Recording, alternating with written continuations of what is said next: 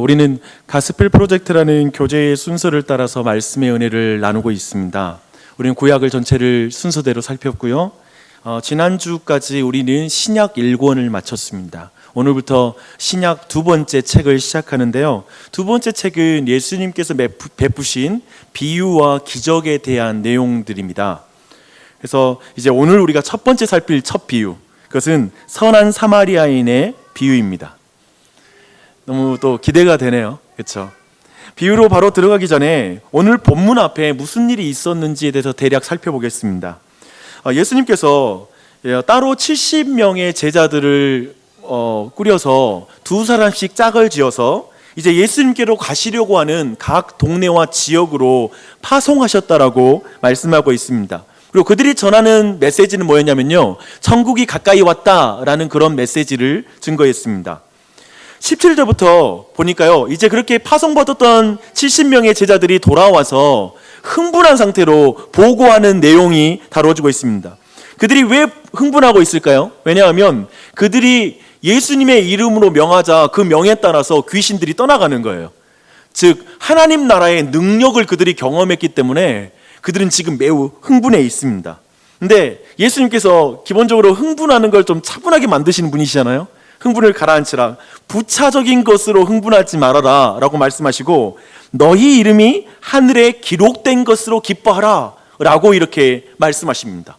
즉 그들이 하나님 나라의 백성이 되었다는 것으로 기뻐하라 라고 이렇게 선언하는 것이죠.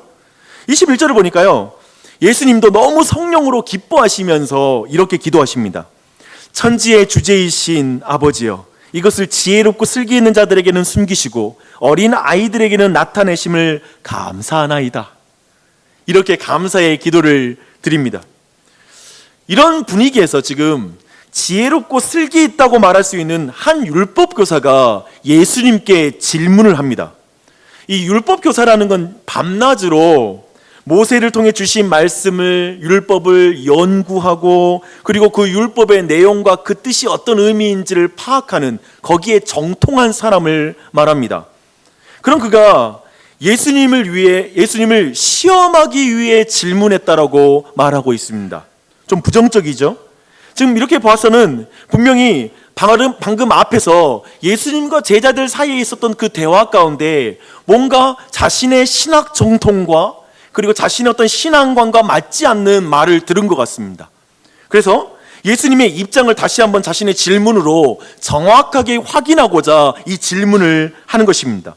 그 내용은 율법 교사의 질문에 담겨 있어요. 뭐에 불만이었는지, 뭐에 지금 갈등을 느끼는지가 다 담이 있어요. 뭐라고 하냐면, 무엇을 하여야 영생을 얻으리까? 라고 이렇게 질문을 합니다.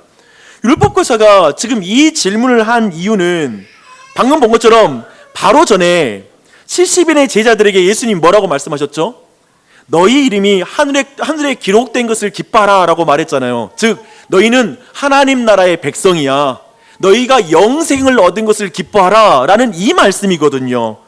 그리고 그가 보기에 지금 예수님은 하나님 나라의 백성이 되는 조건과 자격을 지금 어린아이와 같은 자라고 기준을 대폭 낮춰버렸어요. 지혜 있는 자들이 천국에 가는 게 마땅하고, 그래서 어른들이 율법을 행함으로 성년이 되어 그렇게 들어갈 수 있는 장소라고 생각하는데, 아무것도 모르는 어린아이들에게 천국이 열려있다는 것에 뭔가의 불만이 있는 것입니다. 율법 교사는 분명히 이 부분에 대한 이견을 가지고 예수님을 시험하려고 질문을 하고 있는 것입니다. 율법 교사가 생각하는 천국에 들어가는 조건과 자격, 그리고 구원받는 방법은 뭘까요? 그의 질문에 또 답이 있어요. 무엇을 하여야 영생을 얻으리이까? 지금 이 질문은 율법 교사 혹은 바리새인들이 서 있는 확고한 신앙 정통과 그들이 가지고 있는 구원관을 말하고 있습니다. 그 구원은 뭐냐면 율법을 행해야 구원을 얻을 수 있다, 선한 일을 행해야 구원을 얻을 수 있다라는 이 확고한 신앙 전통에 서 있는 것이죠. 이렇게 보면 율법 교사는 예수님께서 바리새파 전통과 그리고 유대인들의 율법의 전통을 무시하고 구원을 함부로 말하는, 값싸게 구원의 은혜를 나누고 있는 그런 분으로 비춰지는 거예요. 그래서 그렇게 지금 유대 전통을 무너뜨리고 있는 예수 그리스도를 무너뜨리고자 지금 이 질문을 하는 것입니다. 율법교사는 아마도 율법에 대해서 예수님만큼 어느 정도 자신도 해박한 지식을 가지고 있다라고 자신했을지 모릅니다. 여하튼 그는 구원에 있어서 그 율법의 역할에 대해 예수님께서 간과하는 것이 있다. 그리고 이 질문을 통해 그 간과한 지점을 건드리고자 하는 것이죠. 즉 율법을 행함에 대해서, 그 중요성에 대해서 다시 한번 드러내려고 하는 거예요. 그래서 무엇을 행해야 구원을 얻을 수 있느냐라고 질문한 것입니다. 이에 예수님이 뭐라고 대답하시냐면 참 반문으로 대답을 하세요. 율법에 무엇이라고 기록되었으며 내가 어떻게 읽느냐라고 물으십니다. 쉽게 말해서 그래, 내 말대로 율법을 행함으로 구원을 얻는다면 먼저 행해야 될 그 율법은 뭐냐? 너는 그 율법이 무엇을 요구하고 가르친다고 생각하느냐? 너는 율법이 요구하는 행함의 수준이 어느 정도라고 생각하느냐? 이렇게 질문한 것이죠. 그러자 율법 교사는 그의 해박한 율법 지식을 바로 말합니다. 그는 방대한 율법을 두 가지로 분류해요. 그리고 그 중심까지 정확하게 보고 있어요. 그거 있잖아요. 정말 똑똑한 사람일수록 어떤 방대한 내용들을 분류해내고 짧게 이렇게 설명할 때 그게 좀 똑똑한 사람의 특징이기도 하잖아요. 그에게 그런 특징이 보여요. 그는 이렇게 말합니다. 내 마음을 다하며 목숨을 다하며 힘을 다하며 뜻을 다하며 주 너의 하나님을 사랑하고 또 내 이웃을 내 자신같이 사랑하라 하였나이다. 즉 존재 전부로 하나님과 이웃을 사랑하는 것이 율법의 요구입니다. 난 그렇게 생각합니다 라고 이렇게 말한 것이죠. 예수님은 율법 교사의 이 말을 듣고 나서 다시 말씀하십니다. 내가 옳다, 내가 참 바르게 잘 대답했다, 그 계명을 행해라, 그러면 살 것이다, 이렇게 말씀하세요. 그가 율법을 행하면 영생을 얻을 수 있다고 대답한 거예요. 율법 행하면 영생 얻을 수 있습니다, 여러분. 여러분 머릿속이 지금 복잡한 거 알아요? 믿음으로 구원받는데 무슨 말씀이지? 여기에서 질문이 있어요. 예수님은 율법을 행하면 구원을 얻을 수 있다는 율법 교사, 곧 바리새파의 전통에 동의하는 것입니까? 대답은 그렇습니다예요. 율법은 행하면 구원 얻는 거예요. 그렇다면 지금 예수님은 죄인들도 선행으로 구원을 얻을 수 있다라는 가르침에도 동의하는 것입니까? 그렇게 말한다면 그건 아니에요. 왜냐하면 율법에 온전히 순종하면 영원히 살 수 있지만 율법의 이면의 원리와 율법의 모든 내용들을 정말로 추구할 수 있는 삶을 살 수 있다면 영생을 얻을 수 있지만 그런 능력이 정말 사람에게 있는가? 그건 아니잖아요. 그 부분을 말하는 거죠. 그렇게만 할 수 있다면 살 수 있다라는 그런 말씀인 것입니다. 율법교사는 예수님의 말씀을 듣고 어떻게 생각했을까요? 아마도 예수님이 자신의 율법 해석에 동의하고 있다라고 판단하는 것 같아요. 그리고 율법을 행해야 구원을 얻을 수 있다라는 것에 예수님이 동의하는 것으로 이해하지 않았나 싶어요. 이제 예수님의 율법관과 구원관을 처음에 검증하겠다고 지금 질문 시작했잖아요. 그랬는데 이제 아마도 손쉽게 이 모든 목적이 다 이루어진 것으로 판단하고 크게 나랑 생각이 다르지 않네? 라고 이렇게 판단했는지 모르겠어요. 그는 어떤 확신과 자신감으로 근데 예수님께 다시 묻습니다. 뭐라고 묻냐면 그러면 내 이웃이 누구입니까? 그러면 내 이웃이 누구입니까? 누가는 이때 그 율법교사는 자기를 옳게 보이려고 내 이웃이 누구냐고 물어봤다라고 말하고 있습니다. 이 말이 무슨 말일까요? 자기를 옳게 보이려고 내 이웃이 누구입니까? 우선 저는 여러분의 마음을 알고 있어요. 이게 지금 전혀 이해가 안 돼요. 말 자체가. 자기를 옳게 보이려고 내 이웃이 누구입니까? 라고 물어보는 이 연속성을 잘 이해가 안 되는 것이죠. 우선 확실한 것부터 차근차근 한번 보십시다. 율법교사는 지금 예수님 앞에 자기를 어떻게 보이고 싶어 하죠? 자신을 의롭게 보이고 싶어 해요. 즉 그는 스스로를 의로운 사람이라고 생각하고 있어요. 그는 자신이 하나님의 율법을 완벽하게 지키는 사람으로 보이고 싶었어요. 그리고 예수님 앞에 그걸 인정받고 싶은 거예요.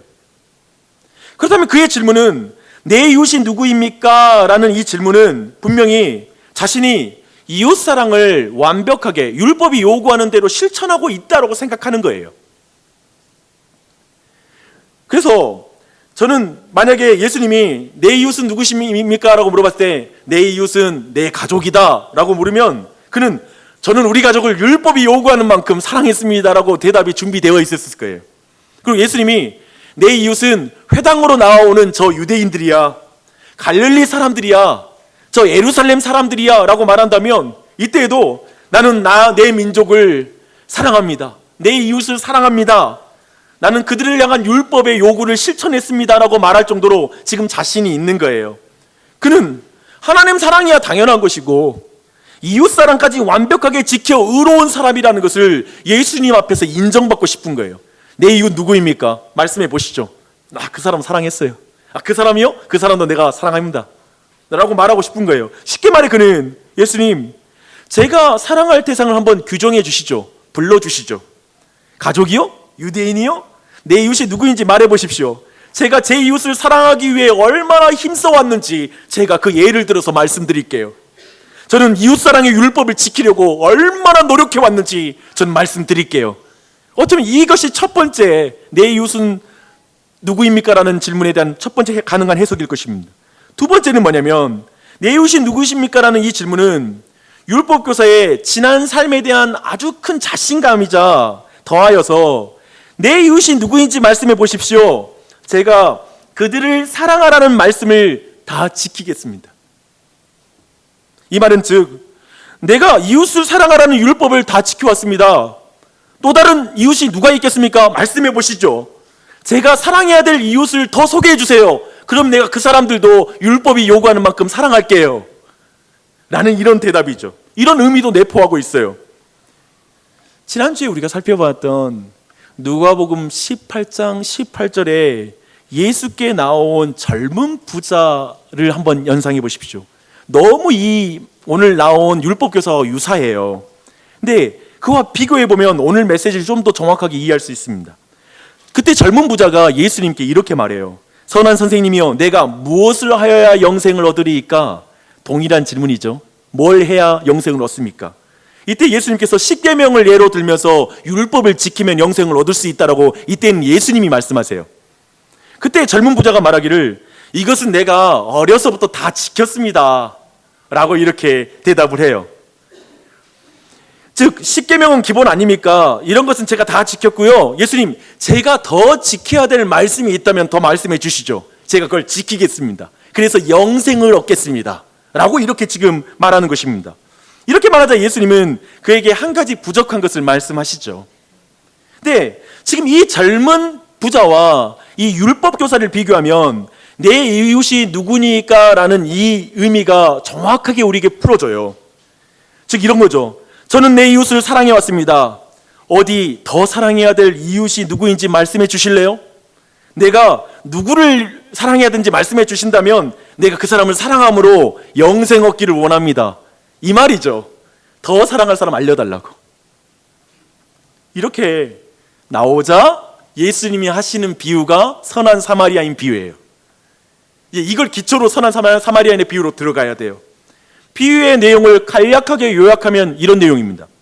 어떤 사람이 예루살렘에서 여리고로 내려가다가 강도를 만났어요. 이 사람의 그 인종은 어디 인종일까요?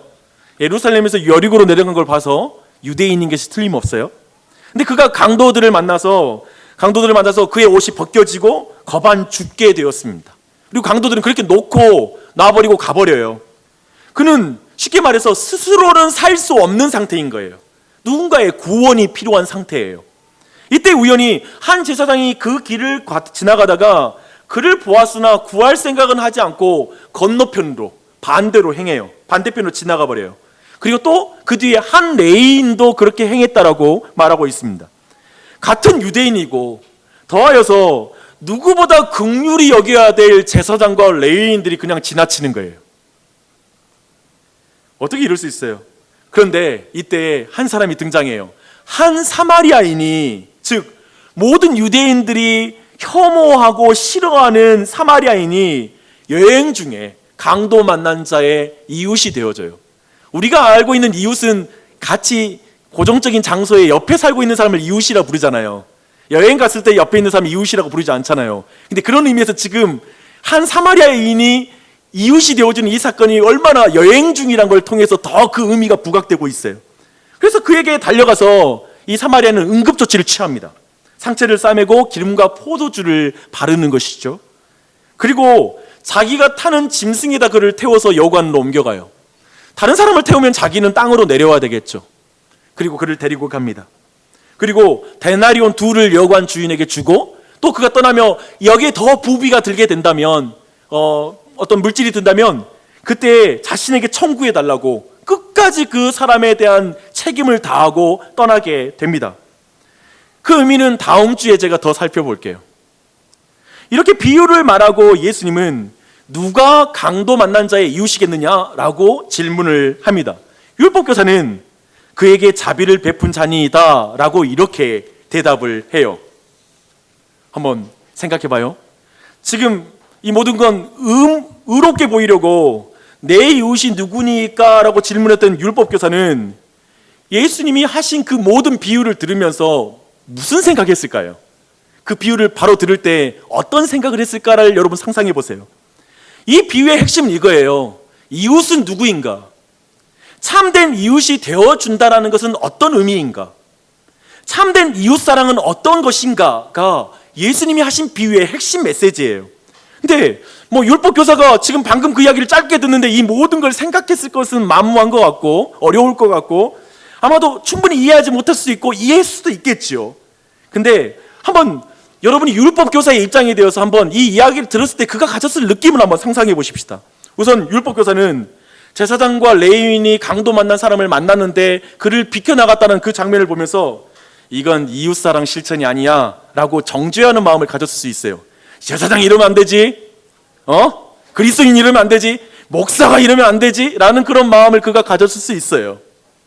아니면 나 같으면 이때 어떻게 했을까 라는 생각을 좀 더 깊이 있게 나 같으면 이 상황이 어땠을까 하고 스스로를 돌아보는 형태로 생각했을 수 있어요. 그런데 갑자기 사마리아인이 등장하자 분명히 빈정이 상했을 거예요. 왜냐하면 제사장과 레위인은 굉장히 나쁜 사람으로 그려져 있고, 즉 유대인들은 굉장히 나쁜 사람으로 그리고 있고, 자신들이 너무나 경멸하는 사마리아인이 선한 사람으로 등장하니까 갑자기 예수님의 의도가 뭐야? 라는 마음을 가졌을지 몰라요. 그리고 어쩌면 유대인이 사마리아에게 도움을 받아야 되는 상황이라는 이 그림 자체가, 비유 자체가 못마땅스러웠을지 모릅니다. 여튼 비유를 다 듣고 나서 예수님이 이제 마지막으로 하신 말씀은 이제까지 방금 전까지 그가 생각해왔던 모든 생각에 혁명적인 전환을 가져와요. 일명 우리는 코페르니쿠스적 전환이라고 하죠. 생각의 전환, 아마도 그의 감정까지 전환을 가져오는 질문을 예수님께서 하시는 거예요. 뭐라고 하시냐면 누가 강도 만난 자의 이웃이 되겠느냐. 처음 질문 이거였거든요. 내 이웃이 누구입니까? 즉 자신의 관점으로 이웃이 누구냐고 물어봤거든요. 근데 예수님이 강도 만난 자의 이웃은 누구냐, 완전히 시각을 바꾸는 거죠. 즉 선한 사마리아인의 비유는 입장 바꿔 생각하는 비유예요. 그렇죠? 그래서 사마리아인의 입장에서 강도 만난 자는 유대인이었어요. 즉 자기를 경멸하고 적대시하는 대상이었어요. 그래서 세 사람 중에 이 유대인을 지나쳐갈 사람은 어쩌면 사마리아인이 지나치는 게 가장 당연하고 감정적으로도 이해할 수 있는 부분이에요. 근데 사마리아인이 보여준 이웃사랑은 그 원수를 불쌍히 여겨서 긍휼히 여기는 사랑이었어요. 율법교사에게 예수님은 참된 이웃사랑은 자기를 대적하고 미워하고 질밟는 원수까지도 사랑하는 것이라고 말씀하시는 것입니다.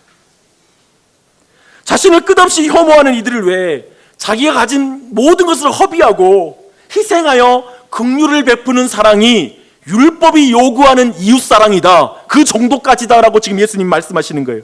그렇다면 선한 사마리아인의 비유를 통해 예수님이 율법교사에게 하시는 메시지는 선명해요. 이런 말씀이죠. 내가 사랑해야 할 이웃이 누구냐고 물었느냐? 내가 반대로 묻는다. 너는 사마리아인의 이웃이 되어줄 수 있느냐? 너는 강도 만나 죽어가는 사마리아인을 불쌍히 여기며 그를 위해 가진 것을 허비하고 희생하며 시간을 나누며 긍휼을 베풀 수 있는 사랑이 내게 있느냐? 그런 이웃사랑이 있느냐?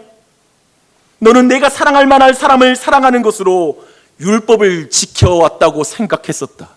사랑할 만한 사람을 사랑하며 율법을 지켰다고 생각해 왔다. 그러나 내 원수를 사랑할 수 있느냐?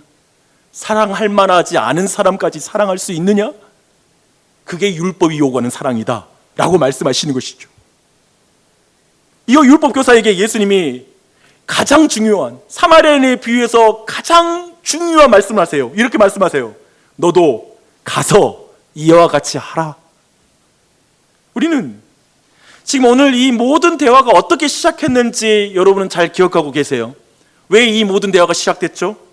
율법교사가 예수님의 구원론을 마음에 들지 않았어요. 천국 백성이라는 자격을 부여해주는 모든 자격과 조건에 대해서 불만이 있었어요. 율법을 행하는 것을 무시하고 천국행 티켓을 막 나눠주는 것처럼 값싼 구원관을 이스라엘 가운데 펼치는 그런 위험한 사람으로 생각하기 시작했어요. 예수님의 가르침은 율법을 지켜 의로워지고자 노력해온 바리새파와 율법 교사들의 모든 노력들을 허망하게 만드는 행위였거든요. 가르침이었거든요. 지혜 있는 자가 아니라 미련한 자에게 구원의 은혜를 베푸는 것은 여러모로 그에게 불공평해 보여요. 율법을 많이 알고 있는 유대인이 아니라 사마리아인들, 자격 없는 자들에게 구원의 은혜가 간다는 건 상상할 수가 없어요. 그들과 비교하면 자신은 의로운 자였고 자신은 이웃사랑을 분명히 하고 있다고 지금 자신하거든요. 그걸 열심히 추구해 왔거든요. 그런 그에게 예수님은 선한 사마리아인의 비유를 통해 율법의 참된 의미를 드러내십니다. 곧 율법이 요구하는 수준이 어떤 수준을 원하는가, 율법을 지킨다라는 것, 하나님 사랑과 이웃 사랑이 어느 정도로 하나님이 요구하고 지키기를 원하는지를 분명히 나타내신 것이죠. 그리고 나서 너도 가서 이와 같이 하라 라고 말씀하십니다. 여러분, 율법 교사에게 너도 선한 사마리아인과 같이 하라, 그래서 영생을 얻으라 라는 이 말씀이 그 율법 교사에게 어떻게 들렸을까요? 그리고 여러분에게는 어떻게 들립니까? 맞아, 너도 사마리아인의 모범을 따를 수 있어, 그를 흉내내면 구원받을 수 있을 거야 라는 이런 해석으로 들리십니까? 아니면 맞다, 원수와 같은 이웃을 선한 사마리아인처럼 사랑한다면 영생을 얻을 것이다, 할 수 있다면 해보거라, 그래서 영생을 얻거라, 하지만 정말 너는 선한 사마리아인처럼 사랑할 수 있는 사랑을 가지고 있느냐? 그러한 능력이 사람에게 있다고 생각하느냐? 여러분은 전자의 해석을 합니까? 후자의 해석으로 들립니까? 너도 가서 이와 같이 하라는 말씀이 어떻게 들립니까? 우리 중 누구도 예수님의 말씀을 이웃사랑을 완벽하게 실천할 수 있고 그리고 행함으로 의로워질 수 있다라고 해석하는 사람은 아마도 이 자리에 아무도 없는 것 같습니다. 도리어 우리들 대부분은 너도 가서 이와 같이 하라는 이 말씀에 대해서 이렇게 반응할 거예요. 도대체 어떻게 선한 사마리안처럼 이웃을 사랑할 수 있단 말입니까? 자기 자신을 경멸하는 사람을 위해서 어떻게 그렇게 희생할 수 있어요? 그리고 자신을 미워하는 사람, 그렇다고 해서 변화될 것 같지도 않은 사람, 그 사람을 위해서 어떻게 그렇게 큰 허비를 할 수 있단 말입니까? 용서하고 희생하라고 말할 수 있습니까? 예수님, 하나님은 너무 우리에게 지나친 걸 요구해요. 우리 다 죄인이라고요. 이기적인 사람 아닙니까? 너무 지나친 걸 요구하고 있는 거 아닙니까? 어쩌면 이건 불가능한 일이다라고 생각할 거예요. 그리고 예수님이 왜 이런 말씀하셨을까 다시 한번 생각하고 있을 것입니다. 누가복음 18장에서 젊은 부자는 재물을 팔아서 가난한 자에게 나눠주라는 말씀을 듣고 근심해요. 그는 하나님 사랑과 이웃 사랑의 구체적인 해석과 실천을 요구받았을 때 깨달아요. 자신이 1계명을 지키지 못한다는 걸. 1계명이 뭡니까? 너는 나 외엔 다른 신을 내게 두지 말라. 사실 그 젊은 부자는 돈을 하나님보다 더 사랑했거든요. 즉 돈을 하나님 옆에 두었거나 돈을 하나님 위에 둔 사람이었어요. 근데 그는 스스로 하나님을 잘 섬기고 율법을 잘 지키게 했다고 기만하고 있어요. 근데 하나님은 구체적으로 이웃사랑을 통해 한번 너가 그 물질을 나눠보라고 말했을 때 전혀 움직이지를 못해요. 누가복음 12장의 율법교사에게 드러난 것, 그것은 율법의 요구대로 이제 사마리아인의 율법의 요구대로 완전하게 이웃을 사랑하지 못했다는 걸 누가복음 10장에서는 다 드러나고 있습니다. 그렇다고 해서 율법을 버리라는 말이 아니에요. 사마리아인의 모범을 따르라는 것이지만 그를 흉내내면 구원받을 수 있다는 말이 아니에요. 오히려 하나님이 요구하시는 사랑으로 우리는 겸손하게 돼요. 우리가 그래서 하나님이 주시는 사랑을 기꺼이 겸손하게 받게 만들어주고자 이 말씀을 하시는 것입니다. 보십시오. 율법교사는 결국 예수님의 이 말씀 앞에 어떻게 반응했을까요? 누가복음 18장에서는 그가 근심했다라고 젊은 부자의 뒤에 반응을 기록해주고 있는데 사마리아인의 비유에서는 율법교사의 반응이 안 나와요. 그래서 열린 결말이라고 해요. 그래서 우리 모두에게 거기에다가 상상하도록 시간을 줘요. 그리고 우리 모두를 거기에다 넣어보도록 해요. 젊은 부자는 돈을 사랑하는 마음을 놓지 못했어요. 율법교사도 자신의 종교적인 자존심을 놓지 못했을 거예요. 자기가 살아왔던 종교적인 업적들, 자기가 쌓아왔던 율법에 대한 지식들, 그 모든 걸 내려놓는 거 쉽지 않았을 거예요.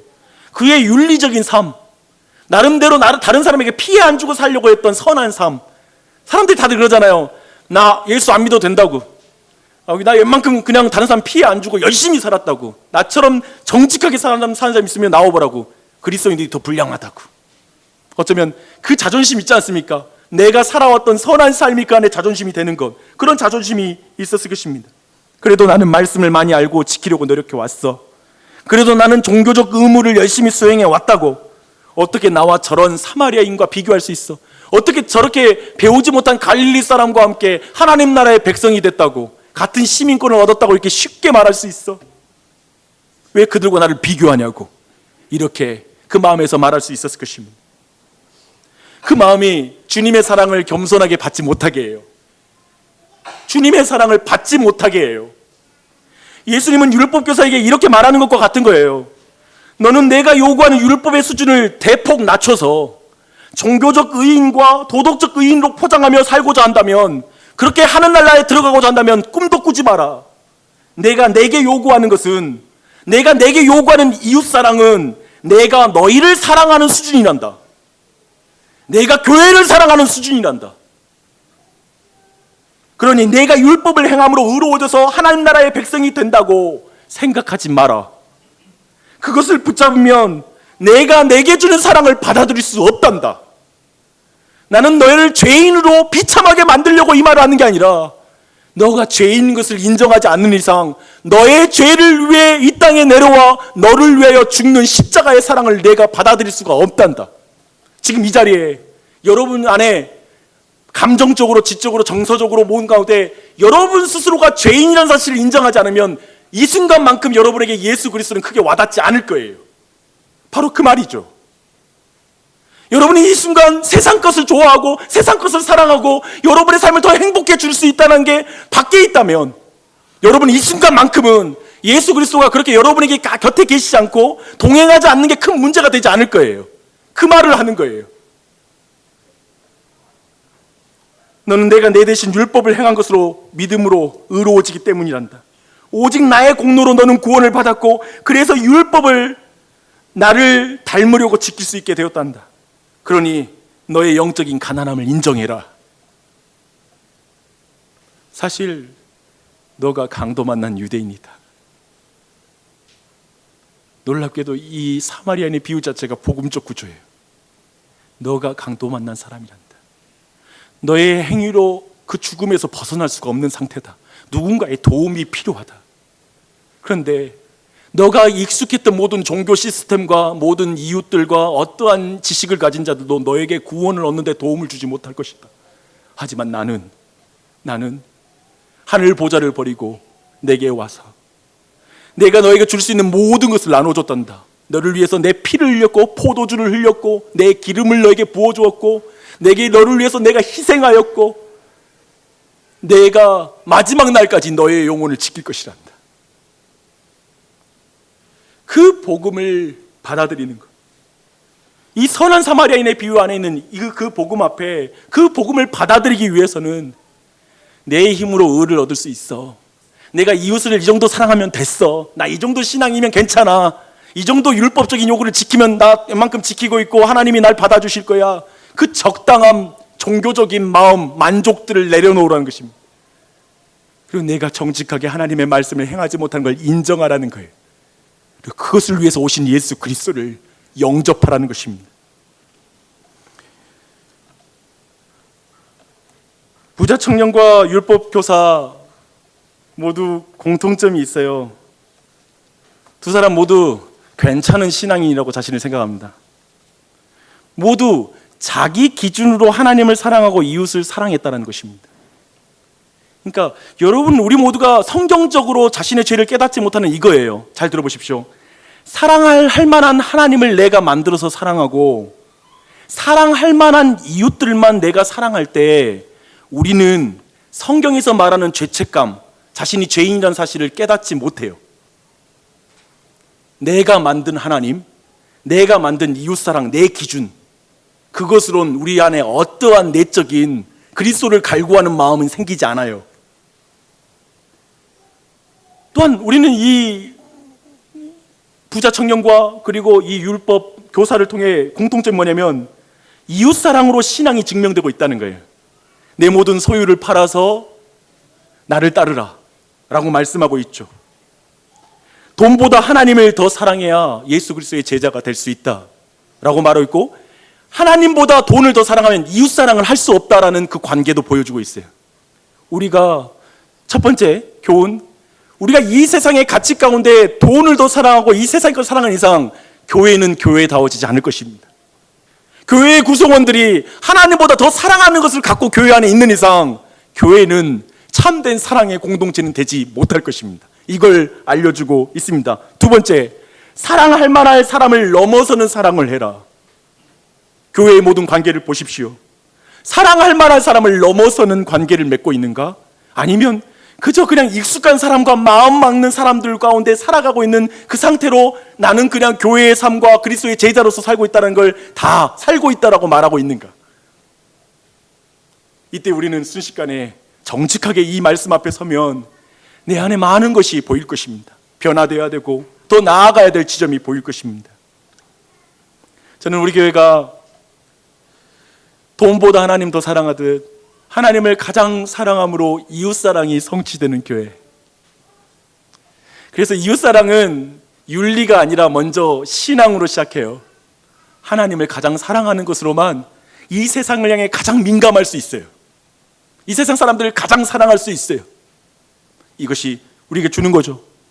또한 우리 교회가 마을 모임을 넘어서는 사랑, 그리고 또래를 넘어서는 사랑, 세대 간에 어울리는 사랑, 그리고 오래 교회를 경험했거나 이제 오거나 모두가 서로를 깊이 더욱더 알아가는 그 일들을 함께 멈추지 않고 행하는 은혜가 있었으면 좋겠습니다. 그래서 이 말씀 안에 내가 사랑할 만한 사람들을 사랑하는 게 아니라 좀 더 내게 익숙하지 않은 사람에게 다가가기도 하고 인사하고 교제하는 것들을 게을리지 않아서 정말 우리가 정말 보고자 하는 이 성경의 교회, 선한 사마리아인의 비유의 그 은혜가 우리 모두에게 넘치기를 간절히 소망합니다. 오늘은 새 가족들이 교회 안에 들어와요. 근데 이 새 가족이 교회 안에 들어온다는 건 이제 그들의 얼굴을 알고 이름을 알고 그들의 삶을 우리 안에 받아들여야 됩니다. 이러한 것들을 우리가 함께 계속해서 지속해 나갔으면 좋겠습니다. 그리고 또한 WLB도 하고, 그리고 우리는 냉장고를 채워줘 사역을 하고 있는데요. 이건 교회로서 이웃사랑을 실천하는 우리의 방식입니다. 교회가 함께 결정하고 교회가 함께 이것을 하기로 결정했습니다. 여러분, 이 일 가운데 함께 여러분의 삶을 선한 사마리안처럼 나눠주십시오. 저는 이건 철저하게 주님께 받은 복음을 설명하는 거예요. 하나님께 받은 복음의 은혜로밖에 이걸 감당할 수밖에 없어요. 그 복음의 은혜로 안 하면 늘 우리가 가라고 힘들어져요. 이웃사랑은 오직 예수 사랑으로 감당하는 것입니다. 그런 은혜가 우리 모두에게 넘치기를 또한 간절히 바라고요. 여러분이 자원하여 기쁨으로 이 모든 일들을 이루어 나가는 그 가운데 하나님께 영광 돌리는 우리가 되었으면 좋겠습니다. 아멘.